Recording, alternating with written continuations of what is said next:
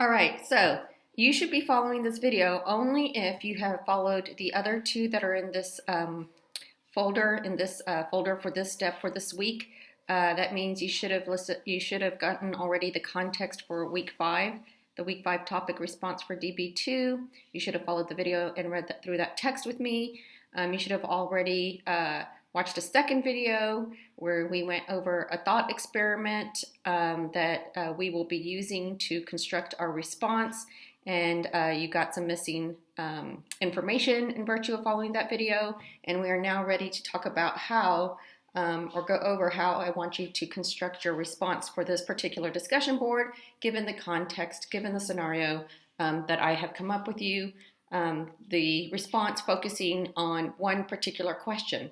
So unlike your previous discussion board, which was a little bit more open, we are going to do something much more structured for this discussion board. And what I'm going to try to get you to do is to construct an argument, your own argument, using your own thinking that pulls from the thought experiment that we went over, but also has in mind what it means to construct an argument. So you learned about argument already in this class in your reading, and you even had some test items on what we philosophers mean by argument. And of course, arguments are very important. There's different ways we use argument. Sometimes we use the word argument to mean an exchange of angry words or an emotional exchange of words, a quarrel.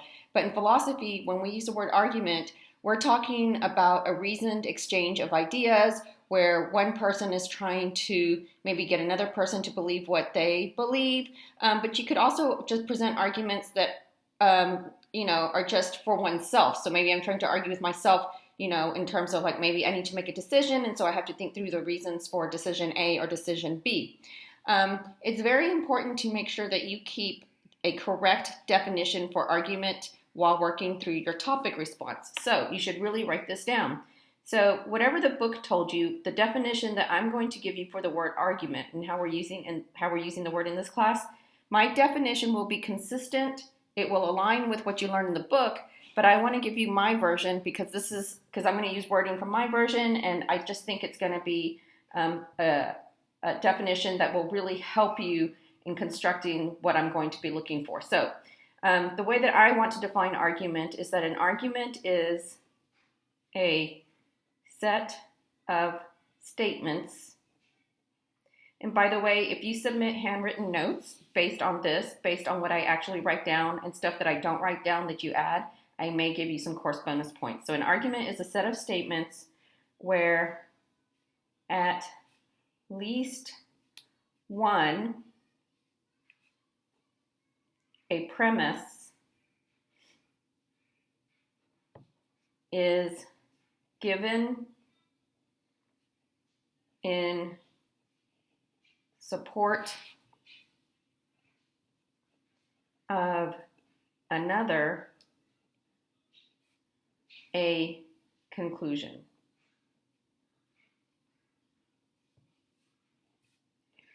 So I use triangles to highlight really important words that name really important concepts. By the way, let's take some time out to talk about concepts, okay? What is your concept of a concept? Whoa, mind blown, right? Of course, your teacher is always telling you to identify important concepts, name key concepts, define key concepts, show examples of a concept. So in this class, when I use the word concept, I'm talking about something that has 3 parts. And so one way that I always iterate or highlight that I'm focusing on a word that names an important concept or focusing on an important concept is I use the triangle. At the bottom left corner, sometimes what I'll do is I'll say this is the word that we are defining. So right now, I'm talking about the word concept. We could put truth, wrong, school, good student, bad teacher, argument. So basically, one aspect of a concept is that there's a word that names the concept. So the word concept itself names a concept. All right. So then here what you have is the definition for the concept. And this states requirements or characteristics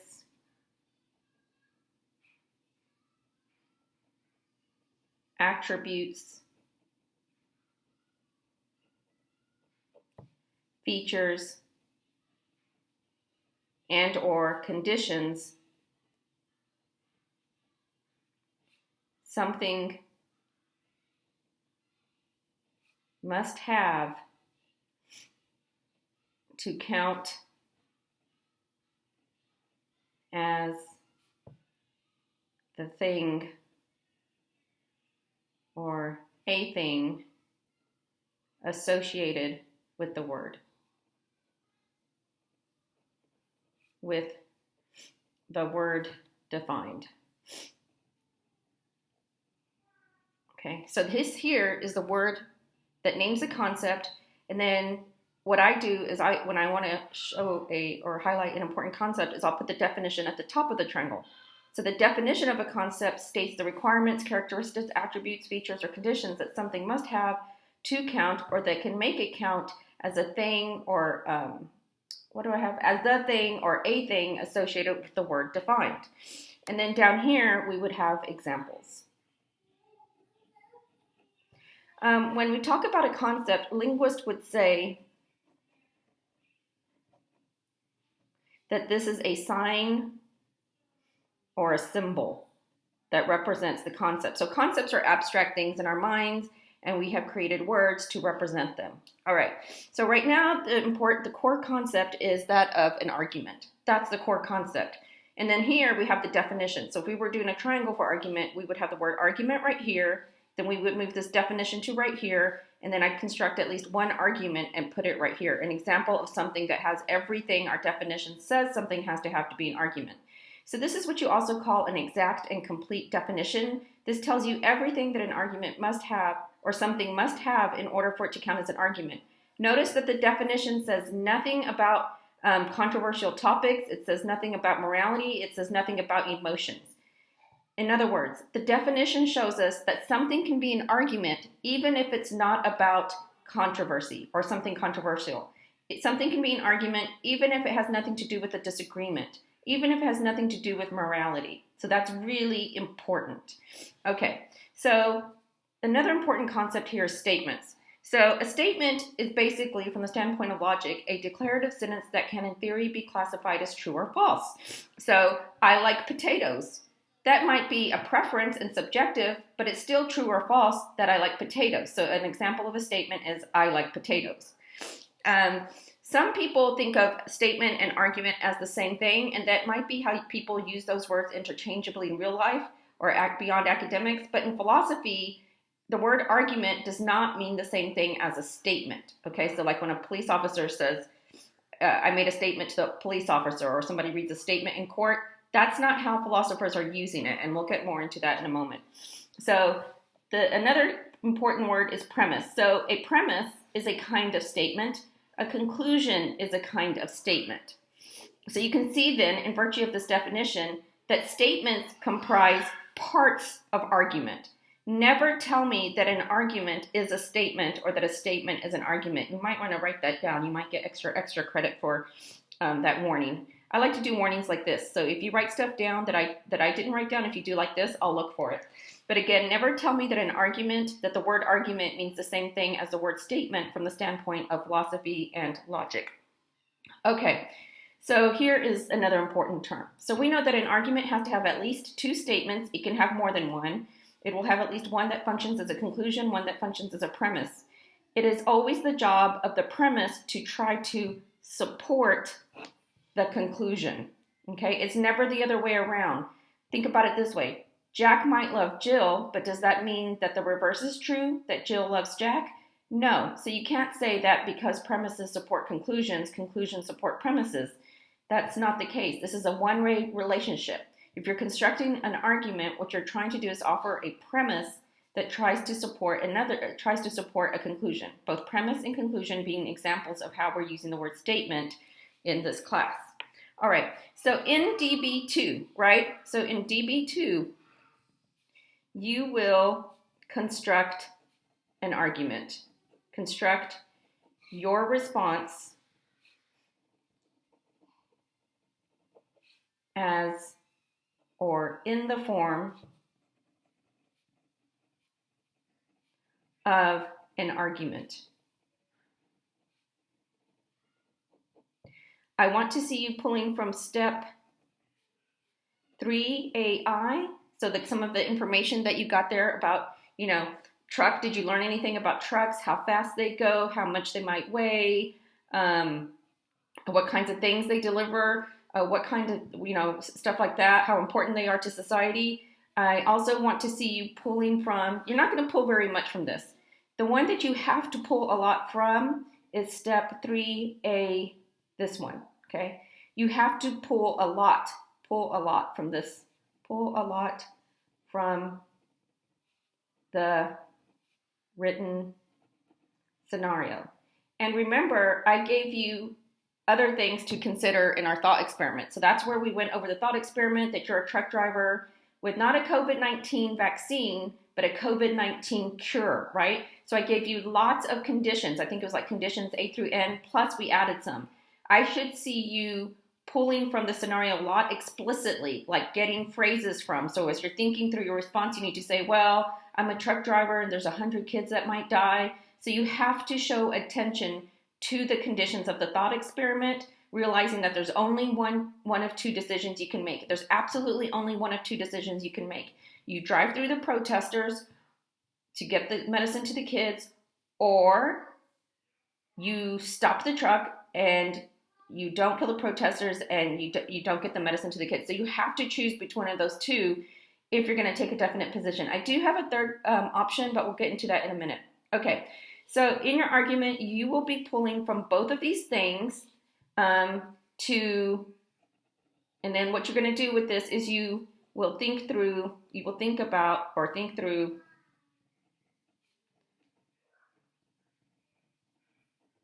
the question at issue. So you'll remember the question at issue. What is the question at issue? We already went over that. That was, would it be morally permissible for you to run through the protesters? What I would like to do is change the word to drive through. Would it be morally permissible for you to drive through the line of protesters? So this is going to seem really weird, you guys, but you are going to do this. So I actually want you to copy a sentence as it is appropriate to you. Don't worry, you're not plagiarizing. So this isn't like, like an English paper that you have to worry about. The reason why I want you to copy one of the sentences that I give you is because I want to make sure that your argument is focused properly, and it'll be easier for us to compare and contrast our ideas when we actually respond to peers in DB2. So some of you might think it is morally permissible for you to run through the protesters. Oh, and by the way, I don't want you to go to the book. I don't want you to think about what someone else would say. I want to know what you think. What would you decide? You're the truck driver. You have your moral compass. You decide. Another important thing is do not just summarize the conditions. So I don't want to just see you summarizing. When you're giving an argument, you're giving me premises. What are premises? Premises are reasons. Okay, so you're giving me reasons as to why you think it would or would not be morally permissible to drive through the protesters. Okay, so when you give me premises in support of a conclusion, you're giving me reasons. Now, we're all going to start with a conclusion, and you're going to have to pick one of two conclusions and to argue for it. Okay, so one conclusion you can pick, and if this is you, this is the sentence you're going to start off with, this is the sentence you're going to copy. I do think it would be morally permissible to drive through the line of protesters.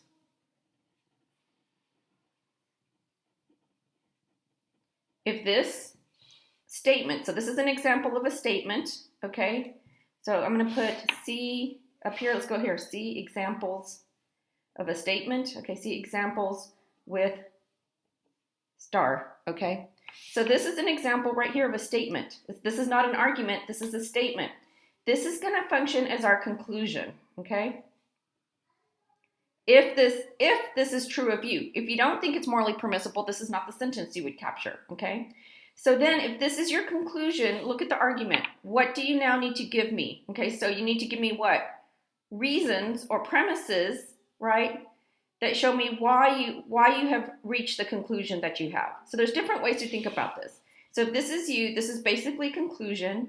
And now after this, I need you to fill up the rest of the space with reasons for why you have arrived at this conclusion. This is what we would call a particular moral judgment.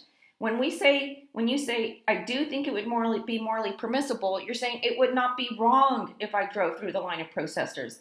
And some of you might even say that I'm morally obligated. It would be wrong if you didn't drive through the protesters.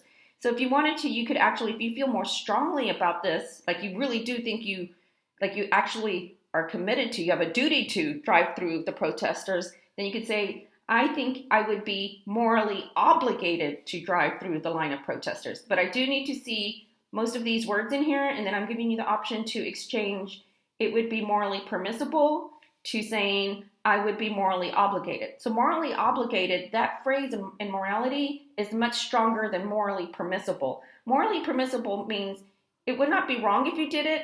You don't have to do it, but it wouldn't be wrong if you did it. Morally obligated means you must do this to be morally correct. Okay, when we say X is morally obligated, you have to do it. It would be wrong if you didn't do it. All right, but the idea here is that this is the conclusion, and then you're going to start with your reasons / premises, okay, after the copied sentence.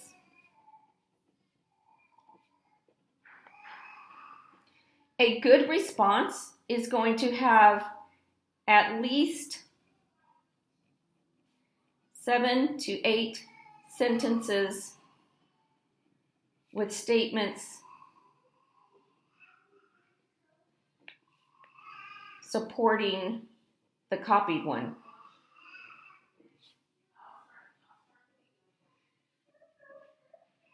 Okay, right here, this is making a statement about what you will do in the future. So by the way, this is a statement as well, okay? This is even a statement. This right here is a statement. It's a statement about a definition. This right here is a statement. This isn't a statement, it's a question, okay? So questions aren't statements.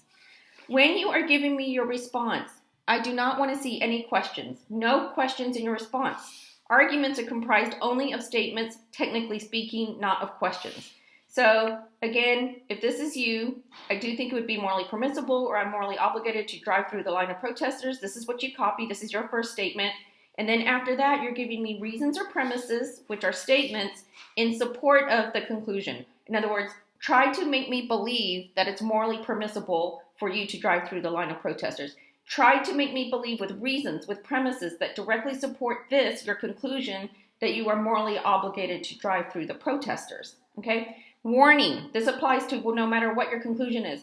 Do not give me, again, do not just fill this up with a summary of the conditions. Use the information, use the phrases from the list of conditions to formulate reasons, premises for getting me to try to believe this. Okay, now, some of you, okay, so this is going to be true. So similarly, you would do something very much like this, even if you don't think it would be morally permissible. So for some of you, you are going to copy this as your conclusion. You're going to say, I do not think it would be morally permissible to drive through the line of protesters.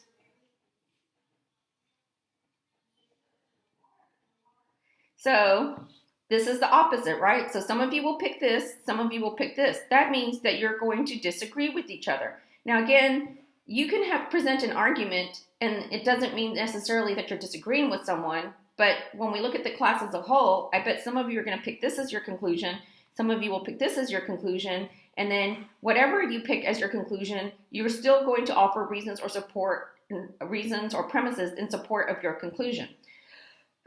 So some of you will say, I do not think it would be morally permissible. If you wanted to make a stronger claim, you could say, I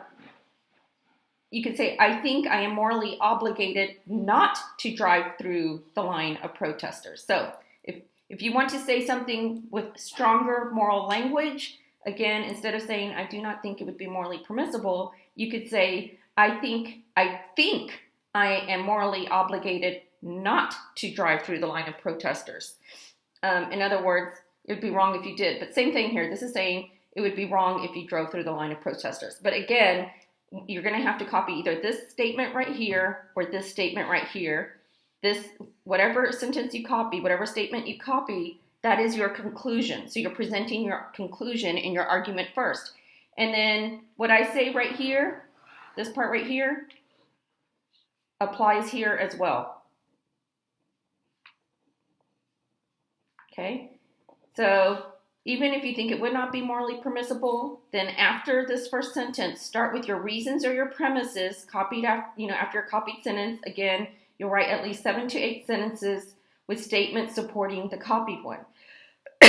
So another warning, be careful not to get off track. Don't start talking about a topic that is related to your conclusion. Whatever you write down here as your reasoning, as your statements that support what is in your first sentence, you need to be constantly asking yourself, is what I'm writing down after this trying to somehow support what I say in my conclusion as true? Is anything that I'm writing down after my first copied sentence, is each thing that I've written down somehow acting as a premise or a reason to get my reader or listener to believe what I say in the first statement, my conclusion? Okay, so again, premises are reasons that we give to try and support our conclusion as what? As true. The conclusion is something that you're trying to convince the reader or the listener to accept as true, or at least plausible. You're trying to get them to believe what you say in your first sentence. Be careful not to get off track. Don't start arguing for something else. Don't get off topic. Everything you say has to point to one of these statements, your topic, which is your conclusion. Okay, so I do have an option. If you have a definite stance, then you're just going to do what I told you to do here. Like I said, I should see wording from the scenario, from the thought experiment. I should see you drawing from the thought experiment and referencing details, specifics from the thought experiment. I do have a third option. So for those of you who can't decide, it's probably because you have a conflict in your brain. So we're going to talk about a DB2 alternative. And you should listen to this just in case this is you, because you might start out thinking that you definitely have an opinion, that you're definitely going to take a side about driving through the protesters. But then you might find that after working through the thinking required to support a conclusion, one of those conclusions that we already went over, that you're actually conflicted. So this is going to be your alternative. Oh, and quick iteration. Guys, make sure that you do not center justify your response. I had one student do that. It's incredibly difficult on my eyes. So center justify is where everything kind of goes like this. Make sure you do not bold your response. After 5 or 6 sentences, if your response is already pretty long, then you need to have 2 paragraphs. And by the way, when you copy these sentences, they are part of your paragraph. Don't just have a sentence and then skip a line and then have some other statements or sentences. This is part of your reasoning. This is part of your argument. So this should not be separated. It should be part of your argument where you present your reasons. So let's talk about an alternative. So an alternative that you have is to say that it's not rational for you to take a definite stance. So some of you might want to copy as your conclusion the following statement. So here's an example of another statement. It is not rational for me to take a definite position on whether it would be morally permissible to drive through the protesters.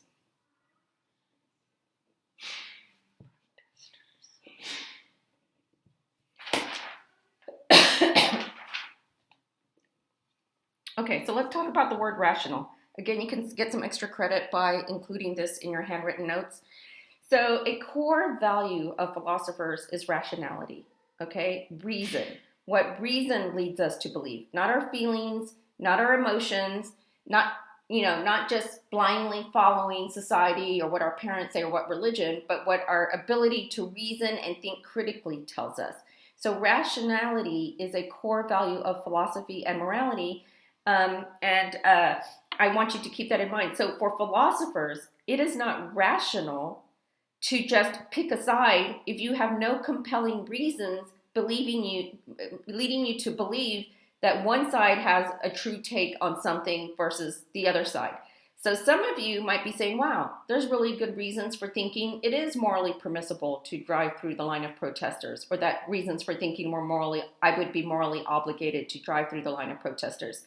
But then you might also see really good reasons as to why it would not be morally permissible, why it would be wrong to drive through the line of protesters.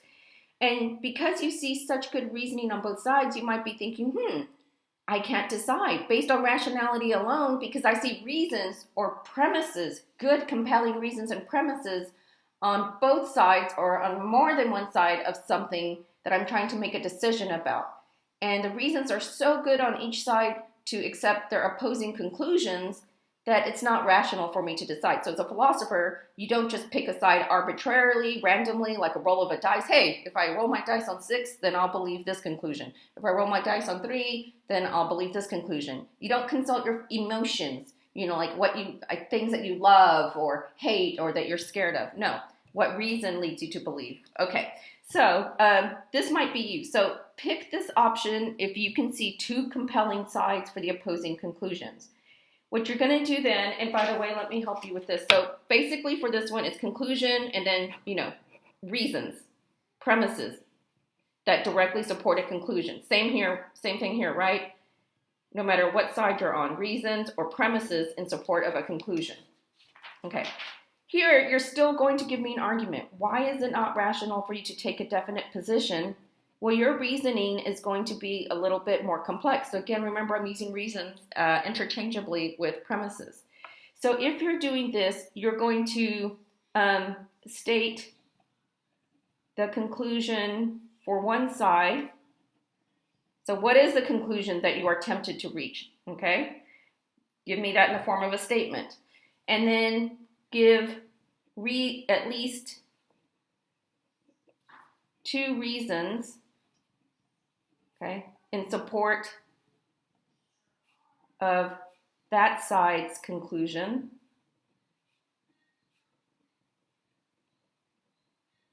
And then what you're going to do, and again, this is all one single paragraph, so do not give me this in a list-like format. No matter what your argument is, no matter what your position is, no matter what your conclusion is, I want a coherent paragraph. If it's really long, because you've got like 8 statements or 8 sentences, then you should have 2 paragraphs.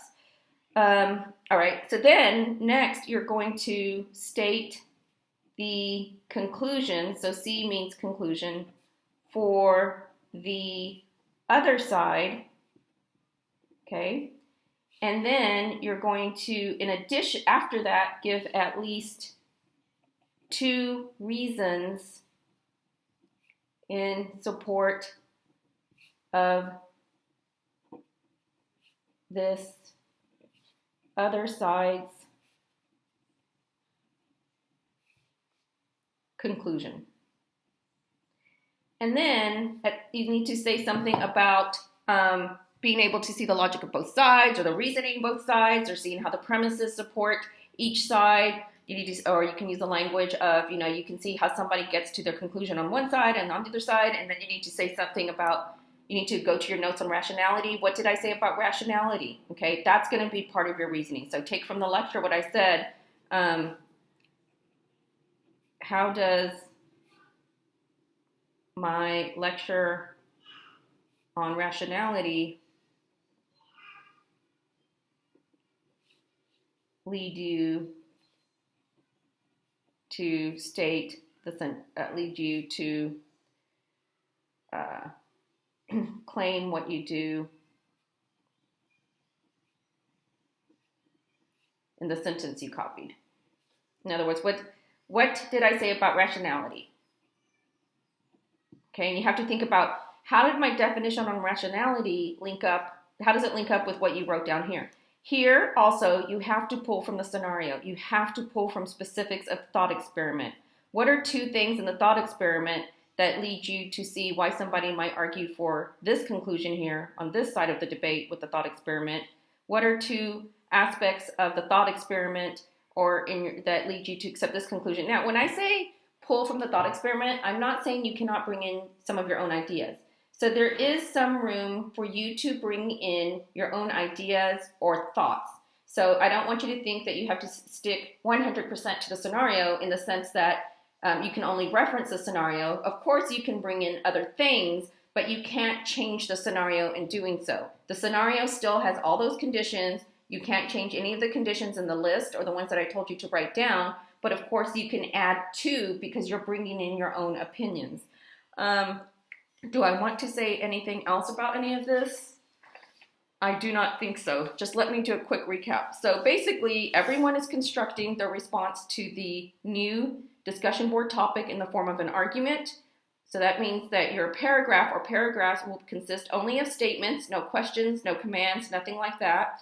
You'll have at least you'll have a conclusion at the beginning of your paragraph where you're going to state your position, which is basically your topic, but you're not just explaining what you have in your first sentence, your conclusion. You're giving reasons or premises to believe that what you state in your first sentence or present in your first statement, the claim you're making, you have to give reasons that try to convince me and your peers that what you say is at least true or compelling or plausible. Explanation doesn't necessarily do that. So remember, we're doing arguments where we give reasons or premises in support of a conclusion. Again, do not bold your entire response. Do not bold any of it, in fact. Do not center justify it. It should just be left justified. If you don't know what that means, then please, or if you might hear the term center align or left align. If you don't know what that means, Google it. Make sure you're sticking to the specifics of the scenario, or at least that you're showing attention to the scenario, that you don't change it in any way. Okay, you can bring in your own opinion and thoughts. I want to know what you think. So you should be saying I. If I, as the truck driver, I. So you are the truck driver. You have to use intellectual empathy to try to think about, what it would be like to be a truck driver. Now, I'm not saying you have to agree with what we read about the context. You don't have to agree with that truck driver statement. That was just to give you a sense of where some people were coming from and to give you a little bit of context. But this is about what you think. Now, last warning. If you pull from the reading from the book, to be careful not to plagiarize. If you pull from the reading from the book in any way, whether it's paraphrasing, summarizing, referencing, or quoting, you must give me the page number and you must use MLA. So you know what MLA is because of the week 1 orientation where it says start the course here. I believe that is step 8. You can still go back to it. If you reference anything that you've read in any of the chapters, even just paraphrasing, you have to use MLA format to show me where you're getting that. You might want to appeal to a principle or moral idea or moral value to support your conclusion. You don't have to. You can do this discussion board without going to the book. Do not use any external references or any external sources. Okay, so that's also important. I don't think you should use anything from the book. If you want to, that's fine.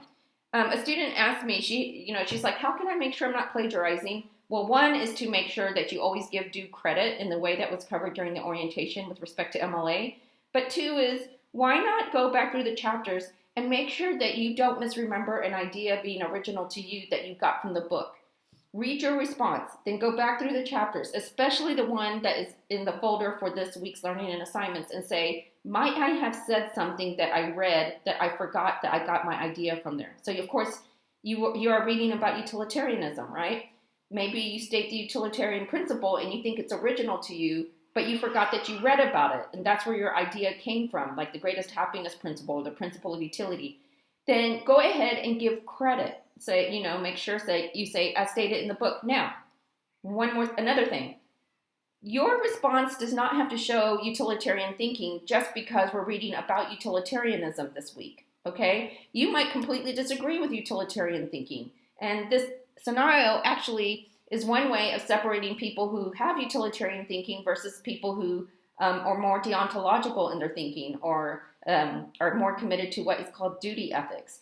So, just keep that in mind as well. Just because this discussion board comes after a chapter on utilitarianism, that does not mean that you have to give a utilitarian response. I want to know what you think. What reasons would you give in support of your conclusion? If there's something from the book that you find helpful, fine, cite it, whether you paraphrase it or not. Even if you have just 4 or 5 words verbatim from the reading, make sure you put it in quotation marks. Guys, I'm really serious about plagiarism. Some of you have already seen that. It's always better to get dinged for copying, for quoting too much than for being, charged with plagiarism. So keep that in mind. But this should mostly be 80% of your response needs to be in your own words, your own reasoning. It's okay to borrow, you should pull from the phrases of the thought experiment. Of course, you're going to have that wording. This is going to be exactly the same if this is your position. Same here. I gave you some alternative wording here. Same here. Okay, that's all I have. There's so much more I could do with this, like giving you more in-depth treatment of what a statement is or is not, talking to you more about the different ways that reasons can support conclusions, but I'm trying to make this as succinct as possible. So, just keep that in mind. Go back to your reading. So in your reading, you do have examples of arguments. Remember, those are just examples. Do not try to mimic them. If you copy the style of an argument and it's too much the same in style or wording, then you're plagiarizing, okay? And of course, you should know that. But you have many examples of what an argument can look like, especially in your chapter of arguments. Those might be really simple and shorter arguments. I do want your arguments to be more involved. So remember, in the discussion board, one of the things that you read is that you should be really engaged in the discussion. So you should really be engaged and invested in your argument. Imagine you're going to win $10,000 if you convince me that your argument is the best argument for your conclusion. I bet you're going to be really invested and engaged in it. I really want you, imagine you're a lawyer and I'm the judge and I have to decide, right? So give me some engaged, substantive responses. All right, that's all.